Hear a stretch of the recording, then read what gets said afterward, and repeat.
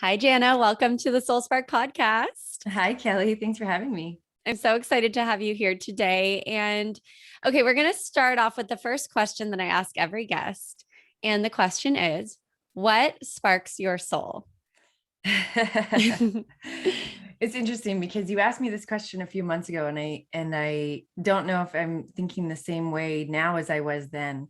But right now, the thing that sparks my soul the most is helping people to understand how their mind works in a way that allows them to really truly see themselves, and sometimes to witness that in somebody for the first time, to be like, whoa, wow, that's who I am. Or, you know, the discoveries that people make when they have that understanding. That's it. To me, that's the most exciting thing right now.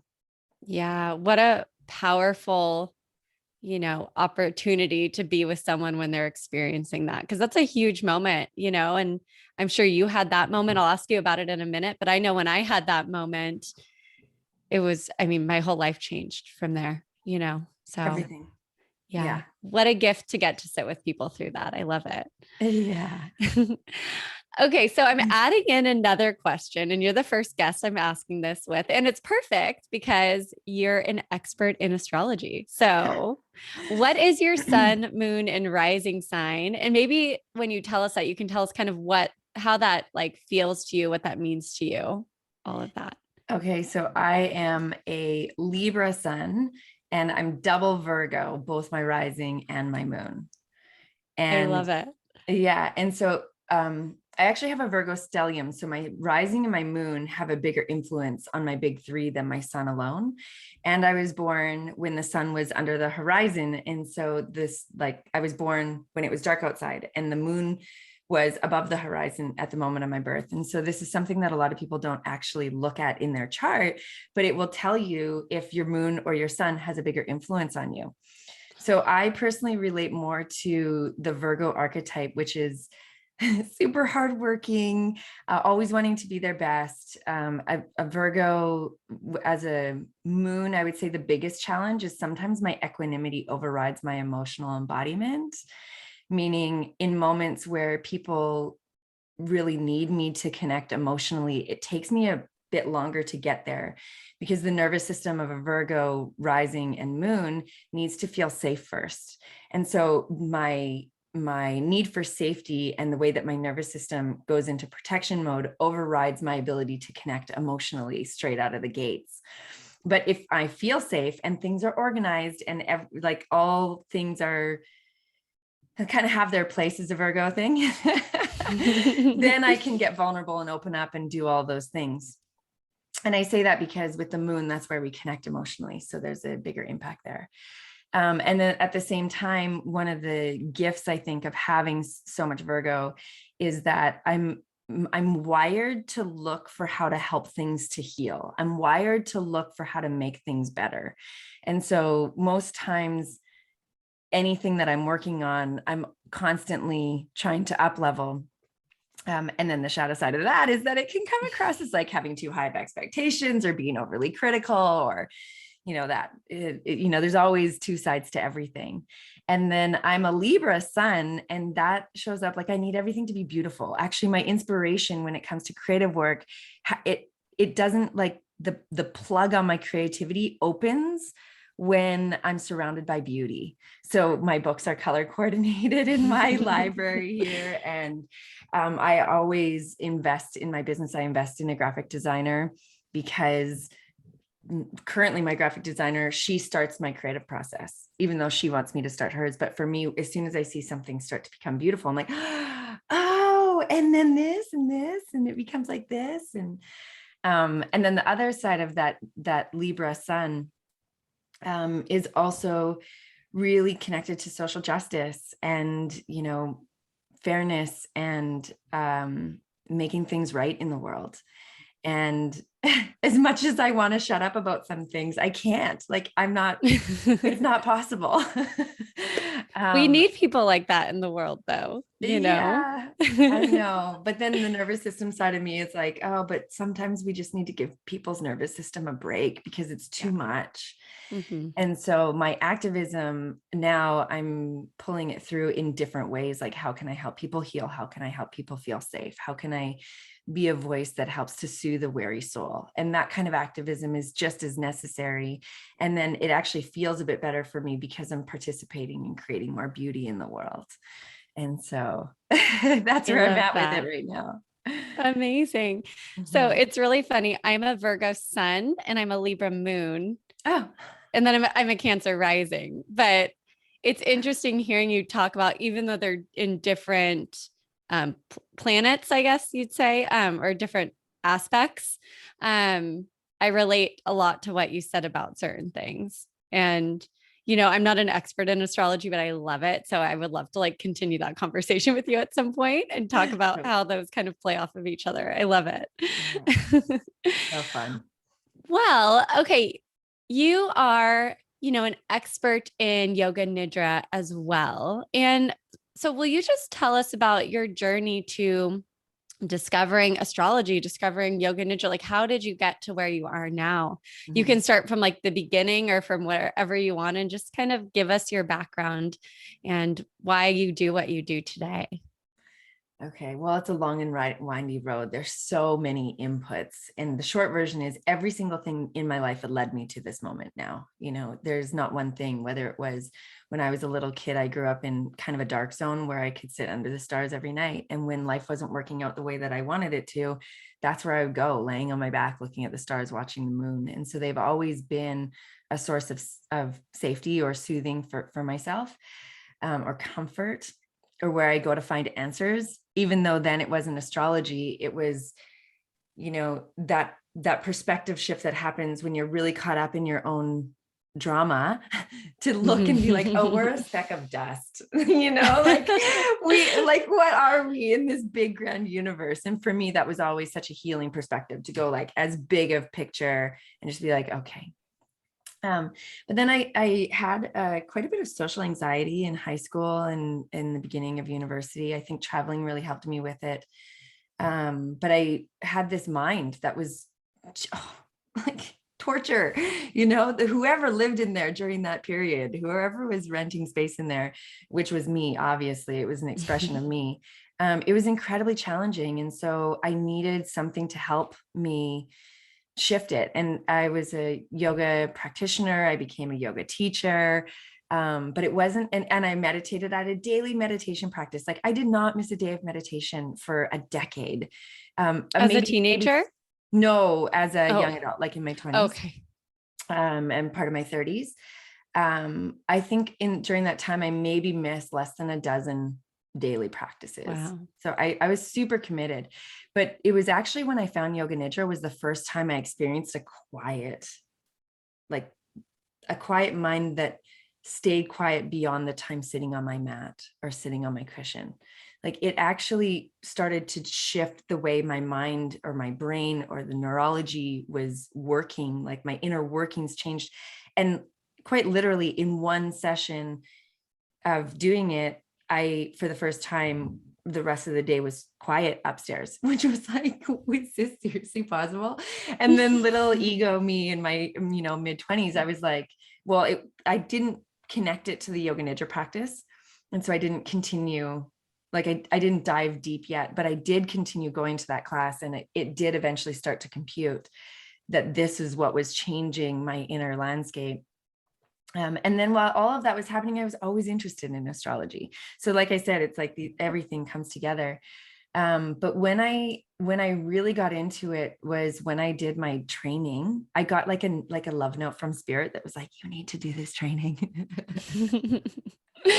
And then I started to understand the inner workings of what we're doing inside of the practice, the depth of the practice, what's involved in the practice. And I just like hit the floor running from that moment forward. That was it. I still teach asana a little bit. I mean, the world is different now. It's not like I'm not teaching in a studio like I used to, but my main focus, all of my energy is going towards astrology and Yoga Nidra, and then these Astro Nidras that I've been creating for the last 7 years. Amazing. Yeah, that must feel so good to be focusing on those things. And I want to ask you, what about Yoga Nidra helped you to find that quiet space in your mind? And we're going to talk more about this, but maybe I'll just start with asking you that, because something that all of us need right now is more inner peace and quiet. The world is very kind of crazy right now. So, like, what aspects of the Yoga Nidra do you think provided that? And then maybe with that answer, you can tell us a little bit more about like what Yoga Nidra is, if people don't really know what it is yet. Sure. So I'm going to go nerdy. Okay. I Yes, know that. please. Yeah, We I'm going love to go it. super nerdy. So what we need to understand is like, what is the inner function that creates this electrical chemical impulse that has our mind looping and racing? And in understanding that, not just what's causing it, but what are the mechanisms that keep it in perpetual motion? And so if we look at the layers of the nervous system, the main function of our nervous system is to keep us safe. It's like scanning our environment for danger and giving us signals and warnings when there is danger, which then creates a chemical response that has us, as they say, fight or flight, but there's more expressions of that. There's freezing, there's fawning, and freezing is like somebody who freezes, and then flight, which is like, I'm out of here, and then fight, obviously. And then fawning, I think, was really brought to the forefront during the Me Too movement, where, let's say, a woman found herself in a dangerous environment. Instead of running or fighting or freezing, she would like make friends and be like, oh, and like use the charm or our ability to like make friends and then manipulate. That's also like one of our responses. Mm-hmm. And so if we understand that now we're living in this world where we're perpetually being inundated with fear markers or danger, our nervous system isn't getting a chance to get quiet and out of that state as it used to. And anytime we're in sustained amounts of stress, these signals in our nervous system just keep going. But when we look at how the nervous system works, there's like the obvious stuff. Like if I hear something, I can move my arm, the somatic nervous system. I'm like, oh, I'm thirsty. I'll grab my drink and drink my drink. It's a somatic response. It's voluntary. And then we have the involuntary system, or the autonomic nervous system, that also has different areas of it. But inside the autonomic nervous system, it takes care of all of the things that just happen. Like digestion just happens. Breathing just happens. Our heartbeat just happens. It's the way that it works. But then there's a whole bunch of stuff that happens in the autonomic nervous system when it comes to our psychosomatic reality and our psychoneuroimmunology. So how our genes are expressing themselves and how we have these triggered responses to things where you don't even think about it and you're already mad. Like it's just like something comes in and you're upset. But in the autonomic nervous system, the breath is the place where we can bridge voluntary and involuntary. Like if you forget to breathe, your body's going to breathe for you, or you can consciously choose to breathe. And so it's one of the pathways in, but so is self-observation. So if I have the ability to witness that I'm having an emotion, that emotion, let's say anger, is having my heart rate go up. My heart rate's going up. It's creating heat in my body. I'm getting flush. There's maybe a little bit of shake, a tremble in my body. If I'm able to witness these responses, this is coming from the autonomic nervous system, all these signals. And then I say, oh, wait a second. I want to try and regulate that a bit. So I have some skills and I start to breathe. When you're doing that and you're breathing, when the heart is beating and the hands are shaking and we're getting flush, we're moving into what's called a dysregulated nervous system, meaning your body is recruiting all of the different resources that it has in order to create a change in your behavior or a change in your environment to get things moving again. And when you bring awareness to it and you start to breathe, you're starting to bring your nervous system back into a state of regulation. And when we're dysregulated, we're out of control. And when we're regulated, we come back into control. When we go into the practice of Yoga Nidra, we're going into a state of regulating our nervous system, but we're not doing it in response to the external world. We're regulating our nervous system in response to what we find in our internal world. And that's really important and very much under practiced in society, because if we spent more time going in to these practices that help us to regulate our internal world, Then when the external world comes and attacks us, we're far more regulated already inside of us. And so we're less likely to go into a dysregulated state because you have a more intimate relationship with your core central systems of regulation. Does that make sense? Yeah, I love how you explain that. So concise and very well said. Yeah. Yeah. And so to use just a little bit more language of what's happening inside of there is the regulation that happens. All parts of your nervous system come together, and we call it coherence. And the way that I like to describe coherence is if you've ever been to a sporting game and everybody's like eating their hot dogs and drinking their beer and like flirting with the girl or doing whatever, they're in their own world, betting, there's everybody's doing their own thing. And then a big play happens and everybody's eyes leave the conversation that they're in. All their attention leaves those sidebar conversations. That's the dysregulated, right? That's an incoherent audience in the crowd. They're doing their own thing. Then a big play happens on the field. Everybody's eyes and attention comes to the players.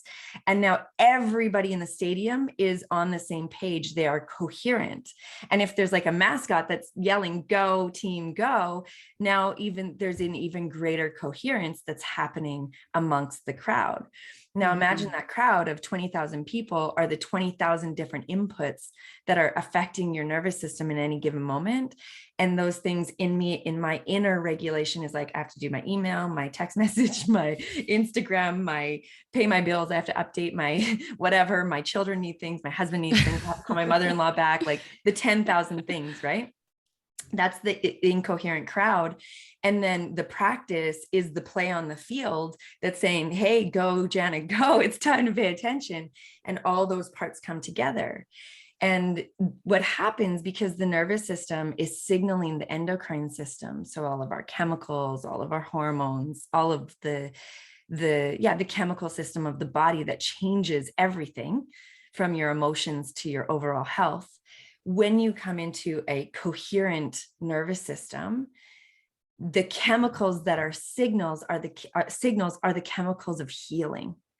And in that moment, instead of being signaled by the chemical of stress in the incoherent state, we're being signaled by the chemicals of healing and in that regulated state. And when the body gets flushed with those chemicals, it starts to heal things that we didn't even know needed healing. And the mind is now focused on that one experience. And if we can stay in there long enough, this sustained amount of coherence within all faculties of attention, like what's taking in information or what's processing information inside of us, and those chemicals then sit in our system, they infiltrate every organ, every layer of our being. Then we sit up from the practice and we're just under a different influence. So in the same way that I could be under the influence of alcohol, or I could be under the influence of joy, or I could be under the influence of love, or I could be under the influence of fear, I'm now under the influence of the chemicals of healing. And as long as I continue to practice that with a consistent enough rate, then I'm able to ensure that I'm more likely to be in that state in all aspects of my life.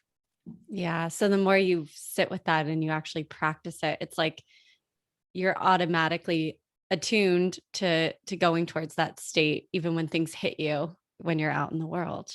Yeah, Right. exactly.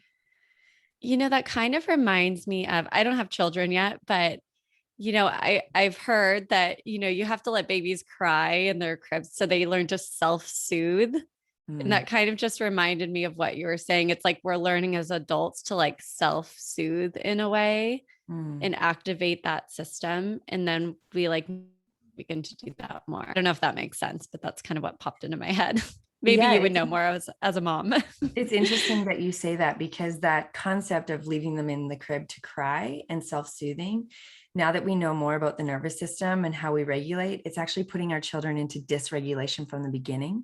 And because when they're that young, they're working so deeply in the subconscious mind, we're putting a layer of dysregulation in the foundation of that person's being. And so if a baby is crying, we still want to have some kind of connection to them so they know they're safe, whether that is, having your hand on their back in the crib, if you don't want to pick them up, or actually holding and co-sleeping with the babies. That's a whole nother conversation. Oh yeah, totally. Yes. But we need to remember that, like, the methods that we use to self-soothe, the safer that method is, or the more held we feel through that method, the greater the result will be. And so people learn to self-soothe through traumatic experiences. Does that mean that the result of that self-soothing is going to be healthy for us long term? Yeah. Right. So some No, it people will doesn't. turn to their addiction as their self-soothing. And so that's one of the things that you want to look at in the techniques that you're learning to self-soothe with. So that baby thing, like, hold your babies, hold your babies. Yeah. I'm glad you brought that up and that you corrected that. I mean, I heard this a few years ago, so maybe things have changed since then. I don't really know. I don't know much about raising children at all, clearly, but I like how you brought it back to, like, how are we choosing to self-soothe as adults? Yeah. Because a lot of people do go towards those kind of numbing devices. And when we can find healthy ways and safe ways to do it, that's when we can actually start to regulate ourselves. So, so yes, beautiful. Thank you. Okay. Will you tell us a little bit more about, you just explained like the benefits of Yoga Nidra, but what is Yoga Nidra exactly? So if someone's never done one, what can they expect if they go on to the Insight Timer app and click one of your Yoga Nidras and go to listen to it? Yes. Okay. So the practice itself is accessible. That's my favorite thing about it. It's super accessible. What you're doing is you're laying down like you're going to sleep. You just lay down and you have a recording and you press play on the recording and you follow along. And all you have to do is, I mean, I'm going to say it's going to sound so simple, but it's really not. All you have to do is let your body fall asleep while you keep your mind aware. So the idea is you continue to listen and you follow the cues, and as you listen, the body becomes more and more relaxed. And inside the practice, we use techniques to help that relaxation come in, to help bring that coherence in that we were just speaking of. A lot of people, because it has the word yoga in it right away, they're like, oh yeah, yoga, I know yoga, but it's not. That's the thing. It's not. Yoga in this definition is to unite, like to yoke two things together, to unite, to bring us back into a relationship with our highest self and potentially whatever you define as source energy. Mm-hmm.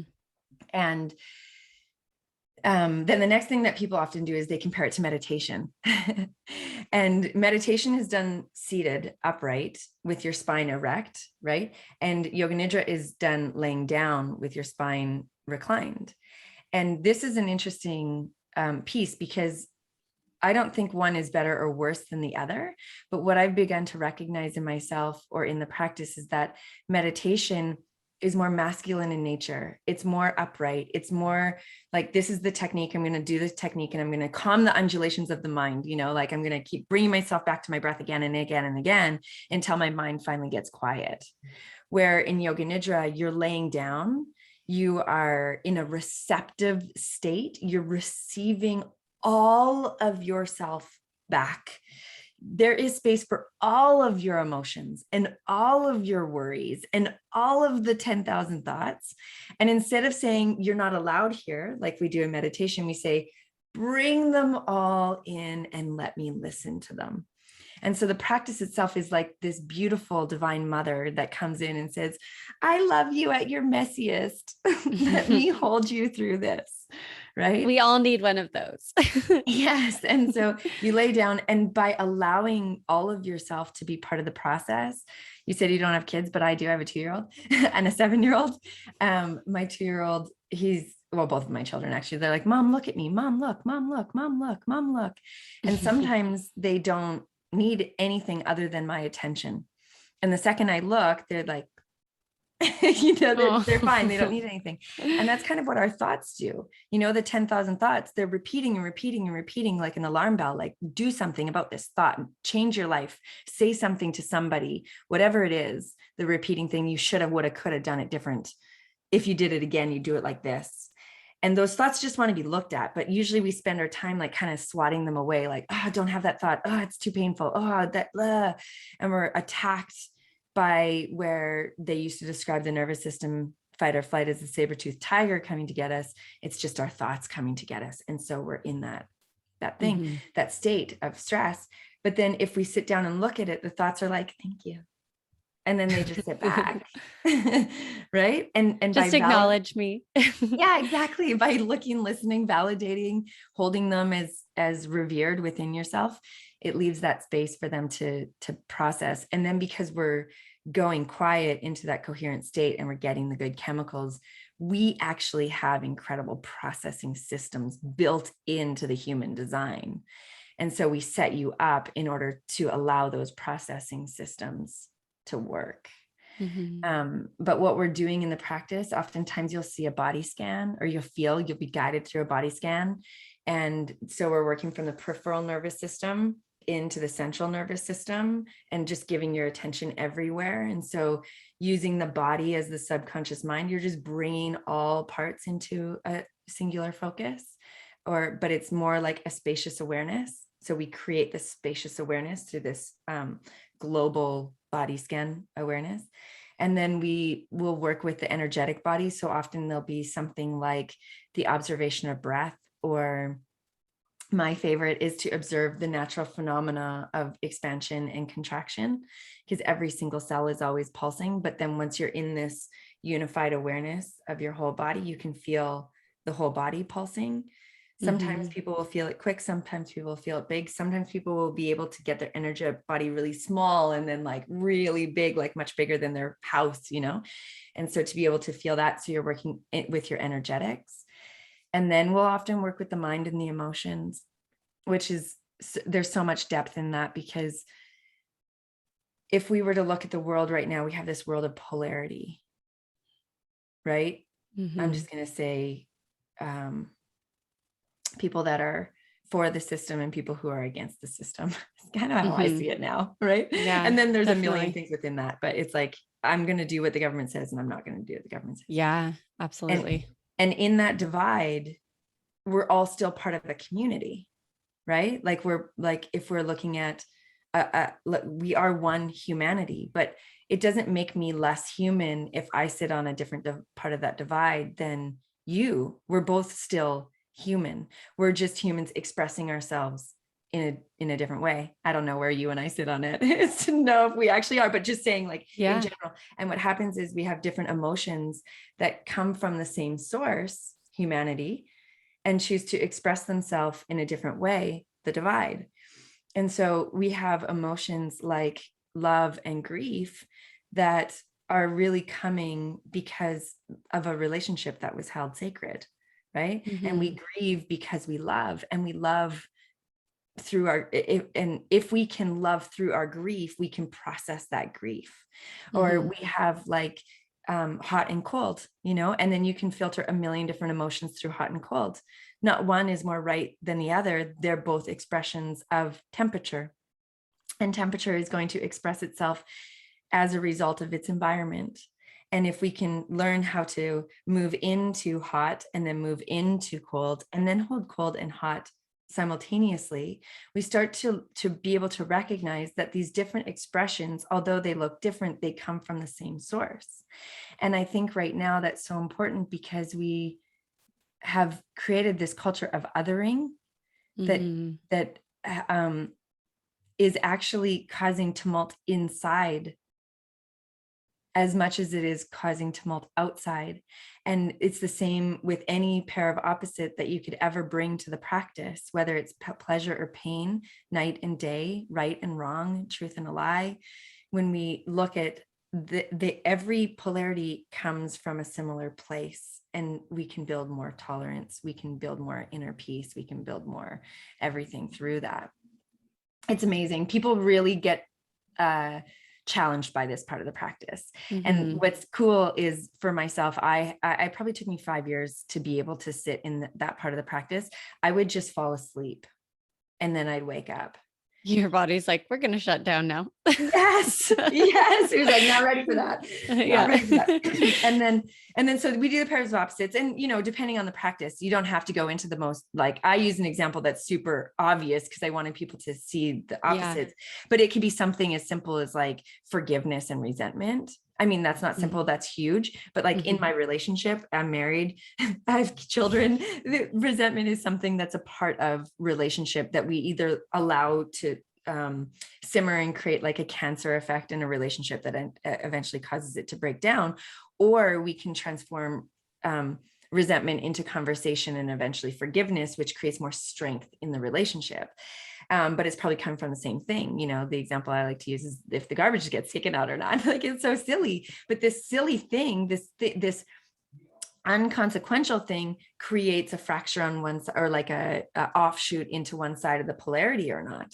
Mm-hmm. And that's what we're seeing all over the place. And so if we can come to the offshoot and then understand the differences and hold both as potentials and not to be triggered by the other. Like, for me, when I look at all the highly triggered things, the more I'm able to sit without judgment and more allowing. I'm not going to change the world whether I'm screaming or whether I'm loving. I'm not actually. Yeah. I'm going to change my world, but I'm not going to change the world. Yeah. But when we have more and more people that are coming into changing the world inside, then we have a bigger effect. Absolutely. So, yeah. And then the next phase is visualizations, or something like a game of imagination. So you're allowed to go into your imagination, or you're allowed to, sometimes the guidance will be to play out a conversation, like you can do ones for forgiveness, or you can do like, you pick a topic, and there's probably a Yoga Nidra for it. And so you can actually play out these scenarios. So for somebody who, let's say, is saying, I wish I would have done this differently, and that becomes the haunting thought, you can actually go in and create the memory of how you would like to behave versus how your automatic response is to behavior. And so if I work in my visualization, I start to create a new neural pathway in my neurochemistry, my brain, the neural pathways in my brain, so that next time I'm in a similar situation, instead of responding in the way that I end up beating myself up about later, I can actually show up in the way that I daydream about 2 or 3 hours or days or weeks or months after the event that I wish would have been differently. But then faced with that event again, I'm more in my centered self and able to show up the way that I want to. And so and then there's like a closing where we use sankalpa, which is it's a Sanskrit word that it means it's like a vow, that it's a promise that you make to yourself, or you take a vow to. And this sankalpa becomes such an important part of the practice. It's like the arrow, if you're an archer, the arrow that you shoot to the wound inside of yourself. And so if the wound inside of somebody, I mean, in my case, I felt that I was unworthy, that was a big one for me for a long time. And there was a battle in me between my purpose, like what I meant to do in this world, and my feeling of worthiness to actually do that in the world. And so I decided to go after that belief that I'm unworthy. And the sankalpa that I used was, I am valid. Like, I am valid. And so the practice, there's like a whole, scientific explanation to what's happening inside the body. But once you're at the end and you're in that coherent state, and you're not in the analytical mind, you're actually under the analytical mind, in the subconscious mind, where those automatic responses that I mentioned way off in the beginning of this conversation, they spring forth in our life. You can go in and like alter the architecture in there. And instead of the architecture springing forth me seeing the world as I'm unworthy, I send that arrow of awareness into my subconscious mind that says, I am valid, which then when I'm walking in my waking life, now my subconscious mind is showing me where I'm valid. So I'm starting to scan the world, or myself for my own validity instead of my lack of worth. And it completely completely changes how you see the world. And it's not the world changing, it's you changing. But then the world changes as a result of that. Mm-hmm. So once we put that in there, and like, this is the most adaptable personal part of the practice, because you could work on whatever you need to work on. And it's like, you don't have to tell anybody that you're working on. It can be your own little secret, you know? Yeah. And then the practice is closed up. So we take you from the depth of your own subconscious nature back into your breath and into your body and into your room that you're in, and into, I always like to leave it in a place where you're prepared to be in relationship with others. And so, there's a lot of depth that happens, but what it on the experience of it is lay down, press play, follow along. I love it. So simple too. It's like, So you don't have to simple. think about it, you know? I love how you explained everything, and it just makes it very, I think, accessible to people. So thank you. How long should people expect to be, like, how much time should they save for doing a yoga nidra? And is it better to do it before bed or in the middle of the day or in the morning? Like, I know if I do it before bed, I usually fall asleep. So that's probably not the best time for me. Yeah. I mean, I would say to plan at least 30 minutes, although there are practices out there that are shorter, to plan at least 30 minutes for it. And there are practices that go up to an hour, but I think that's too long. I think the sweet spot's somewhere between 30 and 35 minutes. Mm-hmm. Some of my practices are 45 minutes though.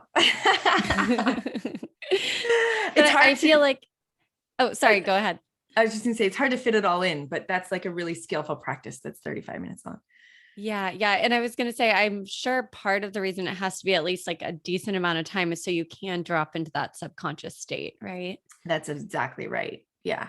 Because you not Take only some do you want to time. drop into it, you want to be able to work in there. And you Mm-hmm. want to be flooding yourself with those chemicals, because as you change your neurochemistry, you change your health, Mm-hmm. you know? And then the So other thing powerful. about time of day you asked, I Mm-hmm. would say, personally, I love doing it in the morning when I'm well rested, just to, you know, since having my second child, I haven't been as successful with my older boy. When he was like in his own bed and doing his own thing, I could wake up nice and early and do my practice, and like, you know, wake up, brush my teeth, scrape my tongue, use the potty, and then lay down and do my practice before anybody in the house was awake. But here's what I think. You should do it when you can. You should do it when it works for you. You know, when my older kid was little, I did it at like 2:00 in the afternoon on his second nap.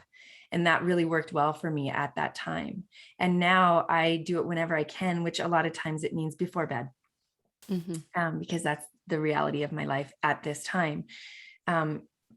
Ideally, you just get it in, right? And so look at your own personal flow.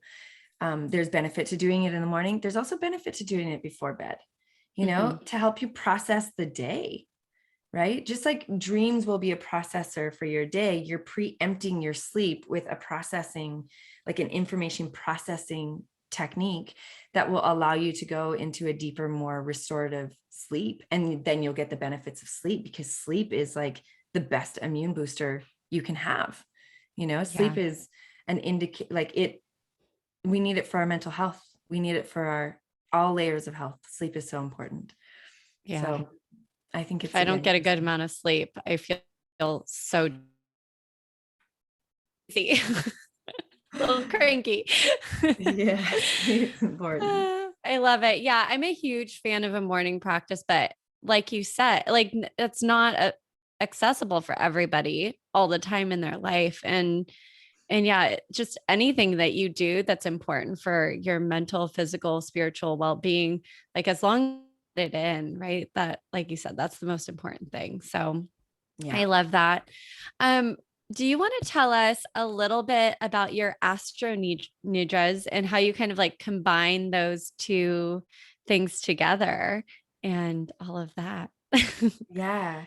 So when I did my Yoga Nidra training, the very first one that I did, we had to hand in a practicum, and the very first script I ever wrote was a Yoga Nidra to attune to the moon. And what I realized in my practice was I was practicing astrologer at the time and writing new and full moon blogs and holding new moon circles and doing all these things. And what I realized was that if I sat down to write my astrology after doing a yoga nidra practice, it just would flow through me. Like it started by, I was journaling.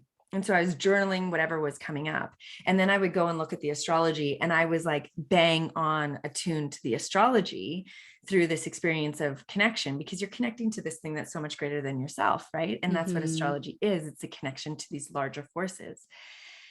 And so then I thought, what an interesting experiment. What if I themed my yoga nidra guidance based off of what was happening in the stars?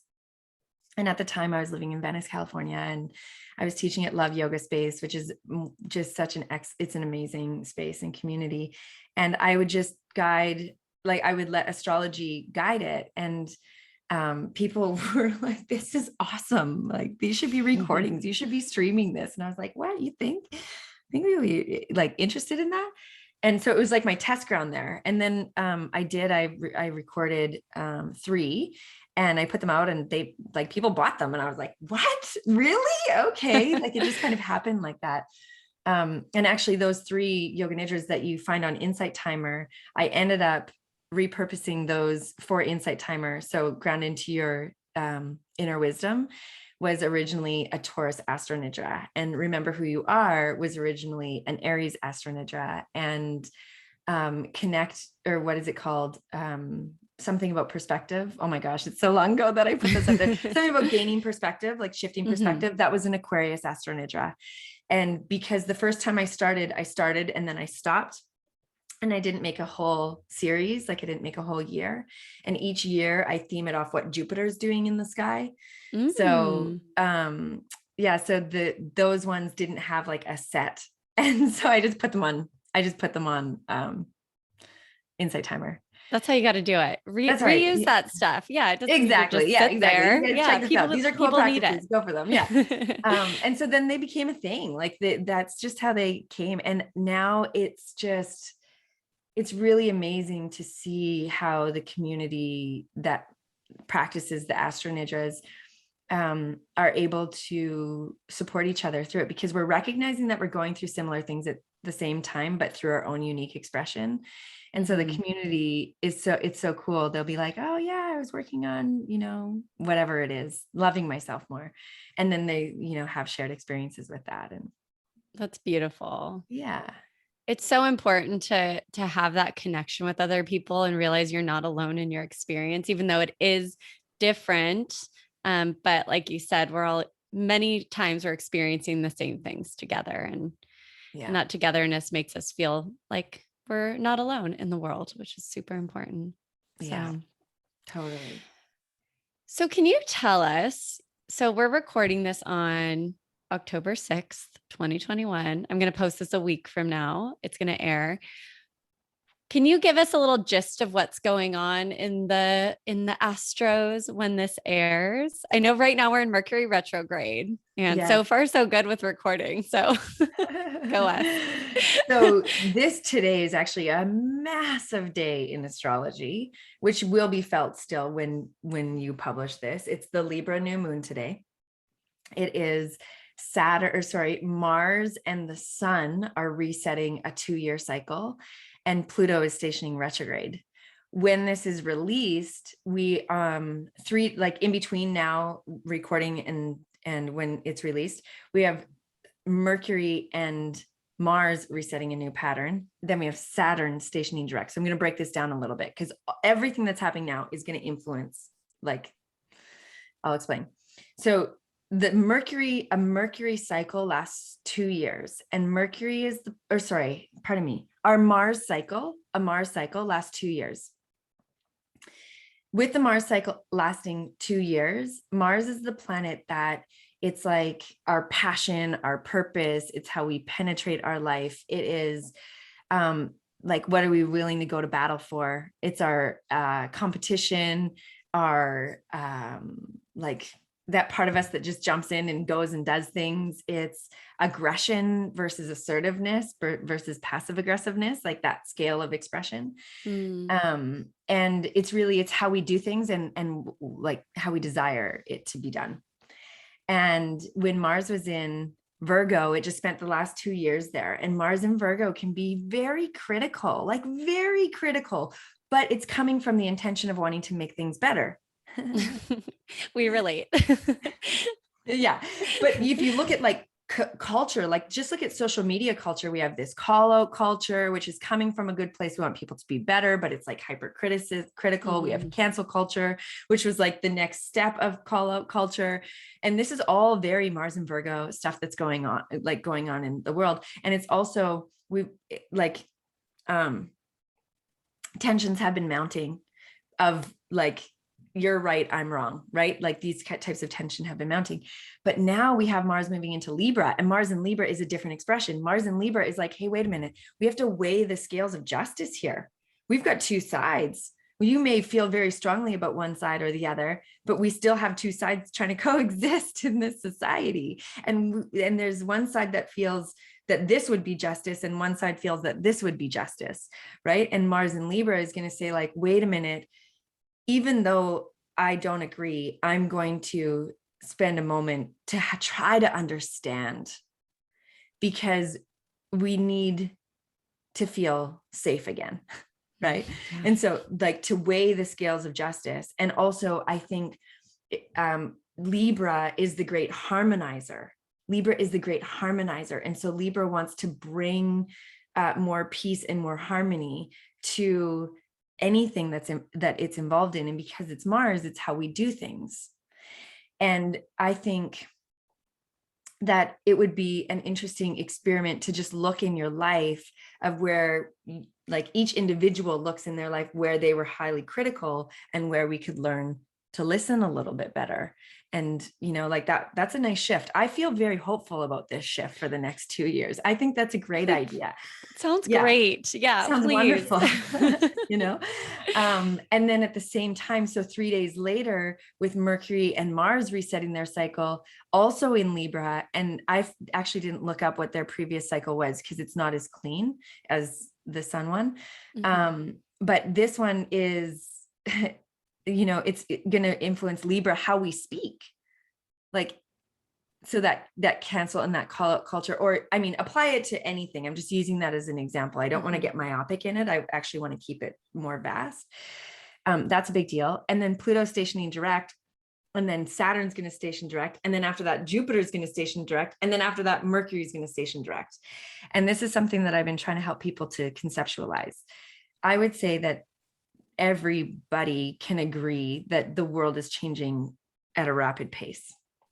You know, again, everybody is like the speed at which rules and regulations are changing, the speed at which our understanding of things is changing, just the speed of the way information is flowing. Like it's so fast. It's like, I can't keep up. Right. But this is happening while all these planets have been retrograde, slowing things down. And so as they start to station direct over these next 3 weeks, what we think has been fast already is only going to get faster.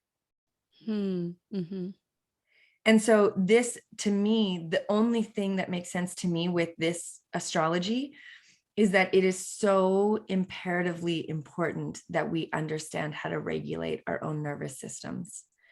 Because if we think it's fast, everything changing so fast, and it's about to accelerate, and I'm already spun out trying to keep up with things or trying to understand the world, I'm only going to get spun out even more. And if we have a culture of people spinning out and reacting to things through fear and through anxiety, we have a mounting eruption that holds a lot of potential. And this isn't localized to one spot in the world. This is a global thing. And you can look, you know, we've got people literally like protesting in the streets all over the world already. So that energy of combativeness is already rising. And another piece in the astrology is this control, the and that's Pluto, who's stationing direct today, is control. It's the control of system through systems and structure and government. And that's been holding back. And now that's going to move forward. The only thing that, that I think people need to be aware of is that Pluto often works behind the scenes, underground, and in the unseen world. And so as Pluto stations direct, and it won't happen immediately, but over the next year, that we will see some of the stuff that's been happening behind the scenes, that strategies, like if we look at the American government, I think it's really important to remember that the American government has one of the most prolific intelligence agencies in the world that studies the human mind, human behavior, and is on the defense. And so all that's been going on behind the scenes, they don't work fast. They do it through the public eye, but it's actually happening slowly and meticulously and strategically behind the scenes. And we haven't really seen how that's going to come out, but that will be, according to the astrology, we'll start to see more of that come through.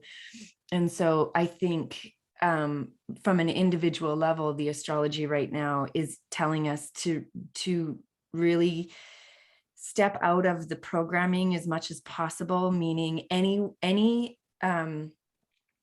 you see repeating messages, like any message that's on repeat, you need to actually step away from that, because that's one of the ways that you can program your mind is through repetition. And so any authority that's using this technique of repetition should be like, just step away from it enough so that you're aware of how that programming is coming in to you, so that you don't get lost in the programming. If we can step away from the programming that we're being inundated with by red flagging anything that's on repeat and coming back into your own self-regulation practices, into your heart connection with your intuition, in your compassion, because what I see is the repeatable messages are taking us out of our heart. And if we have a culture out of their heart, we're in trouble. And so any repeated message that's taking you into fear, anxiety, and away from your heart, we need to put a bit of space there and come back into the places where you can find that connection. And ultimately what that's going to do, it's going to save your mental health. It's going to save, it's for you. It's like, to me, that's the most important work right there, is to be tending to our mental health. Wow. Thank you. That's like such a powerful message. I'm like, everybody everywhere needs to hear what you just said. Yeah. Wow. Yeah. I guess like my one question about that, if you don't mind just like diving a little bit deeper, is like, it sounds like things are going to be really intense, right? And what you were saying with how the planets have been in retrograde, right? But then they're going to go direct and things are going to speed up faster. I feel like while things have been changing rapidly for people, like I've seen that a lot with my clients and in my own life, I've also felt this need for like a lot of patience and like nurturing within the self, because otherwise, I guess you already mentioned this, like it's so important to take care of your internal system through that. But yeah, I've noticed with all that changing, it's required so much of like that patience and deep breathing and all of that. So as things continue to pick up, right? But it's also going to be this time of, you said with Libra, like coming into balance and harmony and all of that, like how can they just sound so opposite to me, if that makes sense. Yeah. Like, how can we bring those together a little bit more? Is it just through that continuing of like coming back to your heart and back to yourself, and you'll be able to find more of that balance and that harmony? I read this quote recently and I'm going to butcher it, but essentially it was like, justice isn't pretty and beauty isn't just. And I just love that, because Libra holds opposites in those scales. And one isn't more important than the other. Although Libra loves beauty and harmony, true beauty and harmony comes from cleaning up the injustices. And that part is messy. And so we are in such an interesting time, because in order to take care of our inner world, for me, I have to like unplug from the outer world. But then at the same time, I'm like, no, but I want to stay informed and connected because that's also important. And so for me, it's understanding boundaries. So I recognize this theme of repeating information. I unfollowed 100% of everybody that I followed on Instagram because I realized that if I knew like one or two key sources. So since the pandemic started, I made a point of keeping all lines open, like as many different viewpoints open as possible, because I thought for me as somebody who is a leader and I want to be a compassionate leader, that if I go too far down one rabbit hole or too far on one side of the divide, I'm no longer listening and I'm a part of the problem. And what I realized is that with each of and there's not just two, let me tell you, there are many different like paths to follow. But if I just had, a key leader in each of those areas, I didn't need to have those things on repeat. Right. And so instead of allowing all of the information in, I'm like, I trust this source. I trust this source. I trust this source. I trust this source to be, more well-rounded. And those boundaries I found are so key. So I'm still informed. I'm still, I wouldn't say guarded. I'm still present to the unfolding reality, even though sometimes it feels like like when I actually went through, I had COVID earlier on, and there was some point in my COVID journey where I actually couldn't believe, like I would wake up from sleeping and I just wanted to go back to sleep because I couldn't believe that the world as it was happening. And so I went into this period where I was in like, I don't know if it was, I still haven't wrapped my head around what the word is, but like denial of reality or like disbelief of reality. And during that time I was like, are we living in a dystopia? Like I kind of lost it for a minute, and I had to work hard, like consciously and hard, to bring myself back and be like, okay, no, you're a human living on planet Earth, going through a time that's going to be a phase. That's one of my favorite things from astrology. There will be an ending, just like there was an ending to World War I, and there was an ending to World War II, and there was an ending to, when somebody gives birth, there's an ending to the birthing process, right? And so this isn't forever.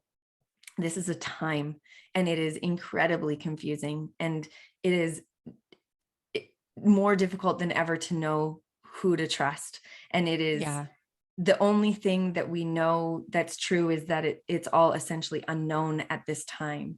And so making friends and accepting that it's all unknown right now, and to build your inner resource to a place where you can be okay in the unknown, is probably one of the only things that you can truly trust right now. Because when I look out at what's happening, especially having chosen to listen to many different viewpoints, what I see is people grasping to hold on to something that gives them a sense of certainty.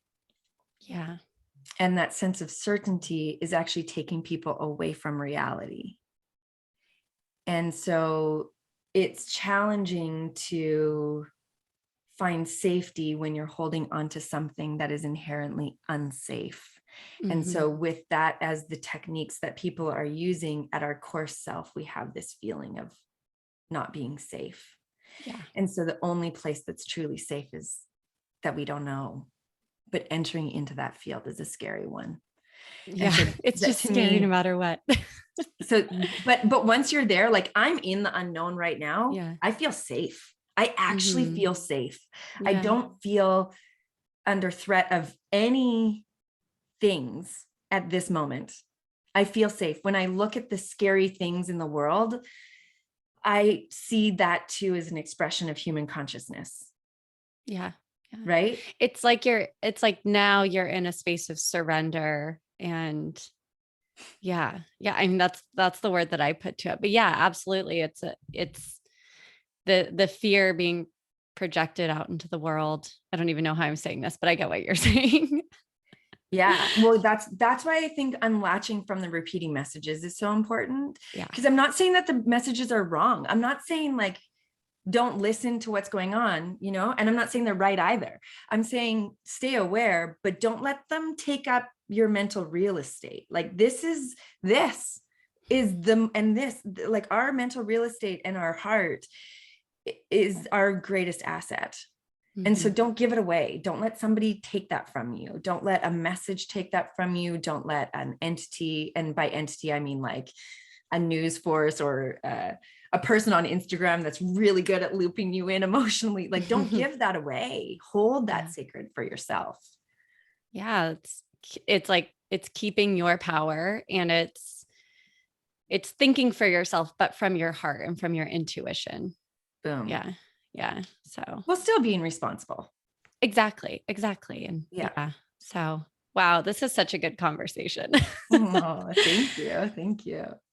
And yeah, I feel like just to like wrap it up, like what we all need to do is continue to go in. So with that, how can people work with you and find your work and do their yoga nidras with you and their astro nidras and all of that? Where can they find you? Like I said in the beginning, my sacred activism has been now to create spaces that are safe for people to come to and to release and to find that within themselves. And so I'm actually creating so much content right now. I love it so much. You can find me. My original work is all on Insight Timer. I haven't updated anything on Insight Timer for years, but like on Insight Timer, there's a 10-day course on obsessive thinking. And that course, that is like the simple and super effective practices with education inside of each day of that course. It's awesome. I'm super proud of that piece of work. I took like a massive amount of information and made it as simple and relevant as possible to people to help them out. It should be called, these are practices for everyday life to maintain your sanity. I love it. Actually, I think I've seen that. Yeah. I'll try to link it in the show notes so that they can just click to it. Yeah. Yeah. And then Insight Timer, of course, has free practices, so you can get me there. I also I've created a home for the Astro Nidras. It's called Attune to the Moon.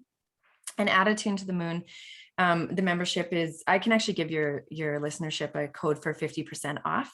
Oh, thank you. The membership. So it would be like $11 a month instead of $22. And in there, what the website is set up, because I see a lot of people having decision fatigue. You open up Insight Timer or whatever the app is, and there's so many things to choose from. You're like, what do I do? And so because all the practices are guided by the astrology, when you open up Attune to the Moon, you only see the practices that are relevant for today's astrology. So you have some choices for the moon, some for the sun, some for Mercury, some for Mars, and soon to be Venus. So it's really simple, and the majority of them are Yoga Nidra, although there's breath work, there's seated meditation, and there are practices that take you into dream space. Beautiful. And then in that world, I also do moon circles, which is really nice. Love it. But for the deep divers there that really, really want to go in and really want to like the goods, like to go deeper into everything that we just talked about today, you want to understand the inner workings. I run Yoga Nidra trainings and I do them virtually.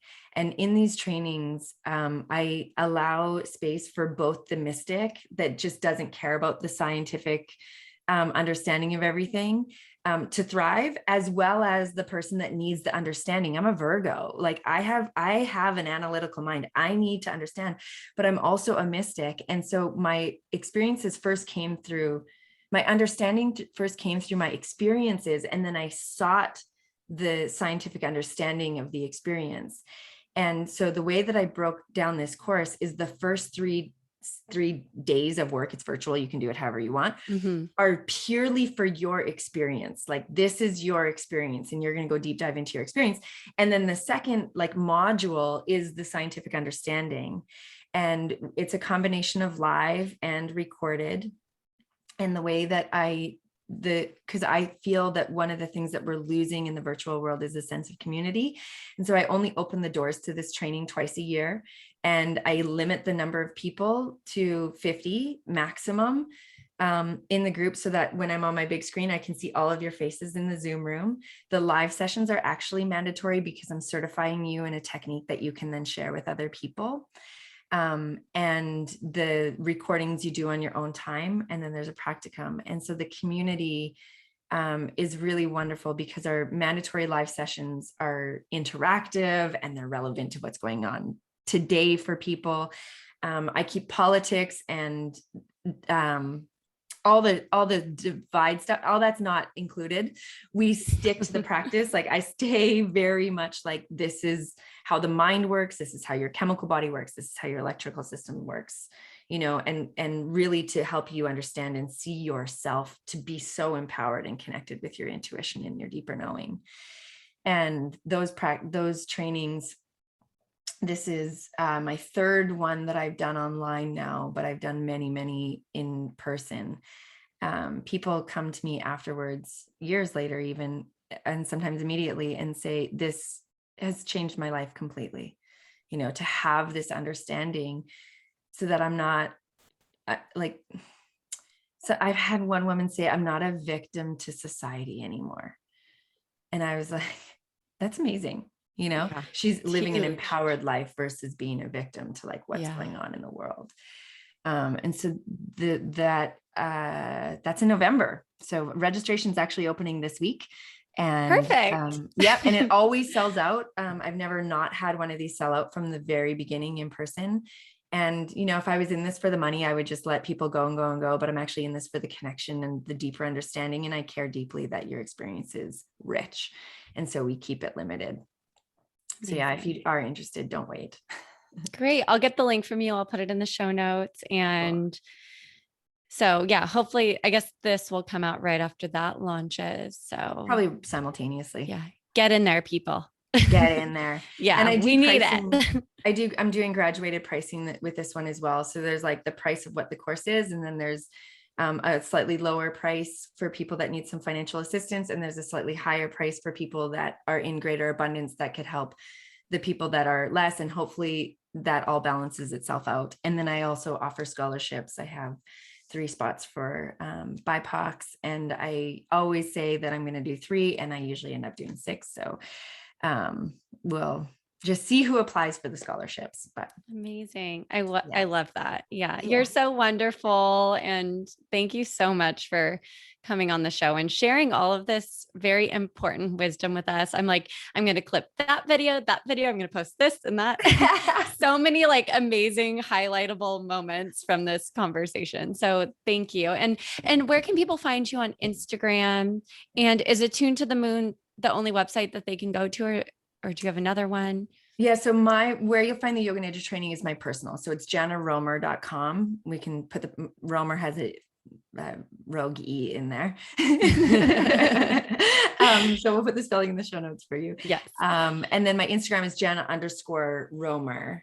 And then Attuned to the Moon is also an Instagram. I'm not the only writer on there, although I am one writer on there. There's more than just me. I can't keep up to this all on my own. I'm a mom and, you're doing a lot. Mine, yeah. Mine is Jana_Roemer and then Attuned to the Moon. And then I have another one that's, that I don't really talk about as much, but it's mindful_mamas.